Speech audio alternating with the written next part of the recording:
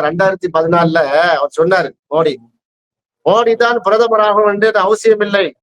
பிரதமர் வேட்பாளராக சொன்னது, நான் டீக்கரை வச்சுட்டு பொழைச்சிட்டு போயிருவேன். இந்தியாவுக்கு ஸ்ட்ராங்கான இந்தியா வேணும், ஒரு ஸ்ட்ராங்கான கவர்மெண்ட் வேணும். மன்மோகன் சிங் கவர்மெண்ட்ல வந்து ராணுவ வீரர்களுக்கு எல்லாம் பாதுகாப்பு இல்லைன்னாரு.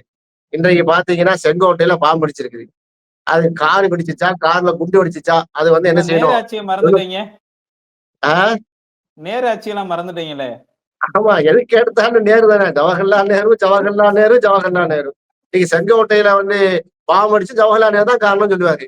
அப்போ இது ஆட்சியில் இருக்க ஓட்டையா இல்லையா?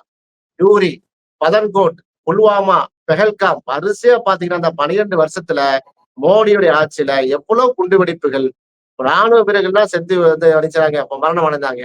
அது மாதிரி இன்னைக்கு இப்ப இந்த மாதிரி சட்ட ஒழுங்கே சரியா நிலையாட்டம் இல்ல. தார்மீக அடிப்படையில அவங்க என்ன செய்யணும்?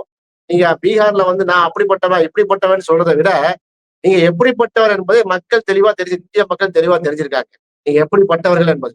இந்த இருக்கக்கூடிய செங்கோட்டையுடைய குண்டு வெடிப்பே வந்து உள்ளங்கை நெல்லிக்கணையா ஒரு சான்று போறதா இல்லையா? இதை அமித்ஷா என்ன செய்யணும்? உள்துறை அமைச்சர் வந்து அவர் ராஜினாமா பண்ணுங்க, தார்மீக அடிப்படையில் ராஜினாமா பண்ண வேண்டும், என்னுடைய ப்ராசஸ் லூப் அப்படின்னு சொல்லி. அதெல்லாம் பண்ண மாட்டாங்க.